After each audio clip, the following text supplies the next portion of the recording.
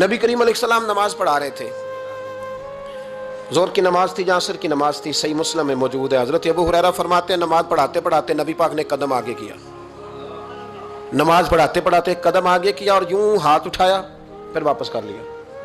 اب نماز پڑھ کے نا تو سلام پھیرا تو صحابہ عرض کرنے لگے یا رسول اللہ صلی اللہ علیہ وسلم وہ نماز میں پیر بھی آگے کیا تو ہاتھ بھی اٹھایا، تو وجہ کیا تھی؟ پہلا سوال تو یہ ہے کہ آپ لوگ نماز پڑھ رہے تھے یا حضور کو دیکھ رہے تھے؟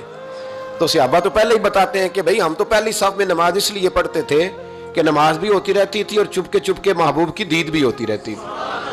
حضور سے پوچھا یا رسول اللہ وہ نماز پڑھتے پڑھتے قدم آگے بڑھایا آپ نے تو پھر پیچھے کر لیا، کیا تھا؟